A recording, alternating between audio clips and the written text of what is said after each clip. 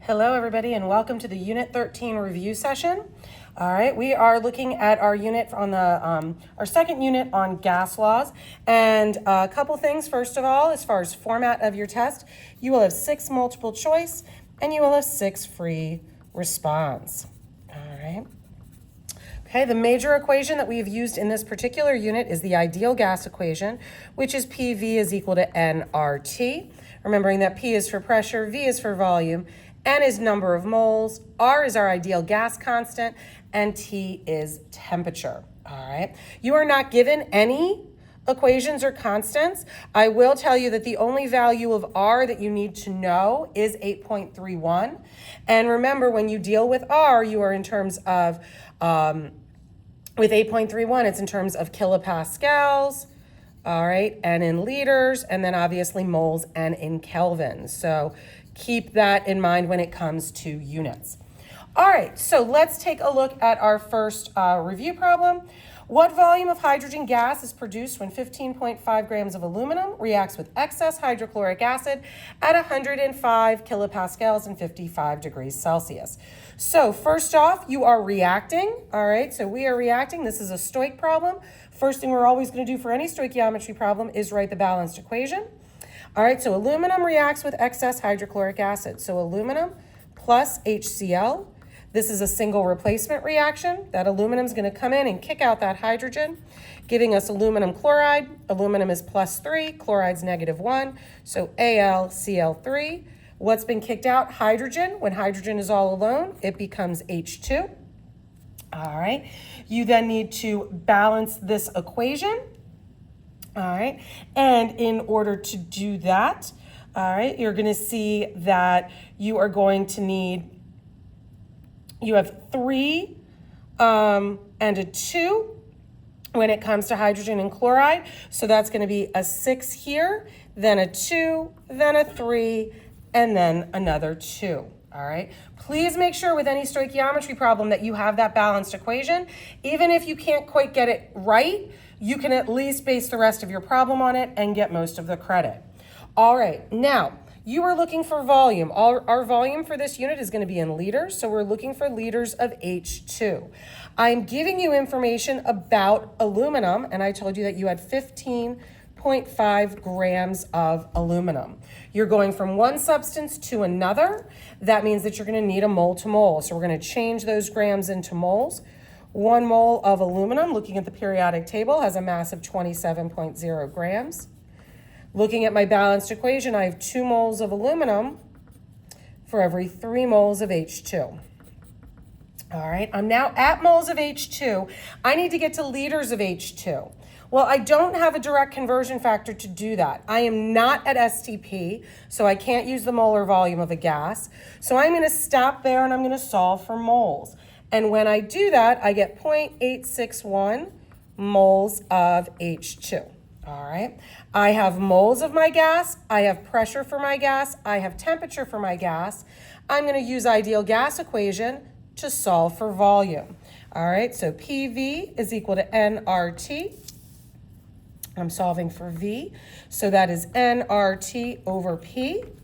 All right. So you have 0.861 moles. We've already said we're going to use 8.31 as our R value. Our temperature is 55 degrees Celsius. Remember, you have to convert all of our temperatures into Kelvin. So that is 328 Kelvin. And our pressure is 105 kPa. Okay, when you solve for that, you do end up getting 22.4 liters. That is a coincidence, though. All right, so 22.4 liters is your answer for number 1. Let's go on ahead and take a look at number 2. All right, given the following reaction. So here I'm giving you a balanced equation. Find the mass of magnesium oxide produced. So in the end, I am looking, and I'm going to write it kind of way down here, grams of magnesium oxide. Okay. From the reaction of 8.5 liters of oxygen, all right, so you have an amount of oxygen at 14.5 and 95.2 kilopascals, but I've also given you an amount of magnesium sulfide. If I give you an amount of each reactant, that becomes a limiting reactant problem. So let's go on ahead. Doesn't matter which reactant you want to start out with. I'm going to start out with my O2. Well, I've given you a volume of O2, a temperature, and a pressure. I'm going to use ideal gas equation, PV is equal to nRT, to solve for N. All right, so N is going to be PV over RT. Your pressure is 95.2 kPa. All right. Oh, I'm sorry. It is, yeah, so P, and then your volume is 8.5 liters, making sure that that is in liters. Okay. Then your R is 8.31, and your temperature is 287.5, 14.5 plus 273. You end up getting for this about 0.34 moles. All right, so, and that is moles of, you need to still remember what you're dealing with, you have moles of O2. We want to get to grams of magnesium oxide. So I'm at moles, I'm going to use my mole to mole, want to get rid of O2, go to moles of MgO, then I'm going to change 1 mole of MgO. All right, I'm going to find that mass from the periodic table. So back here, I have 2 moles of MgO for every 3 moles of O2. Okay, again for my balanced equation. Molar mass of magnesium oxide is about 40.3. You're going to go ahead and put all of those numbers in, and when you do, you get about 9.13 grams. Now, we don't know if that's the correct answer yet. We have to account for our other reactant, and our other reactant is 15 grams of magnesium sulfide. All right, this is just a traditional factor label, stoichiometry. 1 mole of MgS, again from the periodic table, has a mass of 56.4 grams. My mole to mole, I have 2 moles of MgS, magnesium sulfide, for every 2 moles of magnesium oxide. Even though it's 2 to 2 or 1 to 1, you still have to show me how you went from one to the other. Molar mass of magnesium oxide does not change. When you plug those numbers in, you get a mass of about 10.7 grams. So now, never leave just 2 answers. You have to choose one, and you're going to choose the 9.13. Because once 9.13 grams of your product is made, your oxygen runs out. It is your limiting reactant, and therefore that one is your final answer. The magnesium sulfide had enough to make more, but you ran out of your oxygen. All right? Okay, so now let's take a look at number 3 on the review session sheet. What is the pressure in a steel cylinder containing 0.74 moles of oxygen gas at 27.6 if the volume is 4.11 decimeters cubed? All right, well, this is just a traditional ideal gas law problem. All right, so PV is equal to nRT. I'm looking for P. So P is going to be nRT over V. I've given you the number of moles. Our R is going to be 8.31. All right. Our temperature, 27.6, okay, plus 273 is 300.6 Kelvin. And our volume is 4.11. Remember, a decimeter cubed and a liter are the same thing. I tend to write liters, but you can certainly write decimeters cubed. All right, when you punch those in your calculator, after you show me all of your work, you get a value of about 453. It is your job to realize that you used 8.31, so your pressure is going to come out as kilopascals. We will be looking for those units when you solve for those problems. Okay. All right. Moving on to our last 2 problems, which deal with a variation on the ideal gas law. So again, I know I'm writing it a lot, but PV is equal to nRT is our big equation for this unit. In number 4, I'm asking you to solve for the molar mass.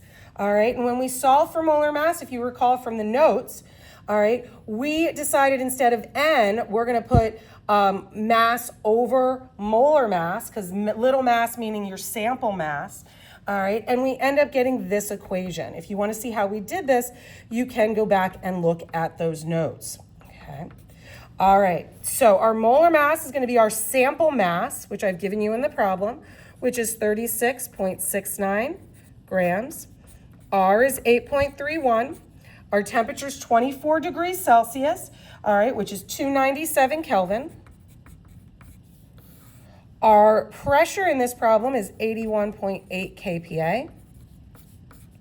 And our volume in this problem is 12.6 decimeters cubed, or liters. It means the same thing, but it's in the proper units, okay? When you do all of this and you end up putting this in, you're going to end up with an answer of about 87.9. You do need to make sure that your label is proper for molar mass, and that is in grams per mole. The grams are coming from right here. The moles are coming from your units of R. All right. Okay, another way we can manipulate that ideal gas equation is we're going to take this molar mass equation and solve for m over v, because if we remember, if we're asked for density, all right, so density is little mass over v, all right, sample mass over volume, which is going to be your pressure times your molar mass over R times T. Okay, now here I've told you what you're dealing with. You're dealing with argon and you're at STP.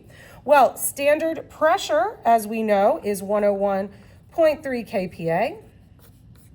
The molar mass of argon, you're going to look on the periodic table, and that molar mass is about 40. So you're going to go ahead and put in 40. All right, and that's in grams per mole. Then your R is 8.31. STP, so standard temperature, is 273 Kelvin. All right, once you get all of that, you should end up with a density of about 1.79 grams per liter. Please make sure that your units are correct for that as well. All right, everybody, well, good luck on your test and have a great day.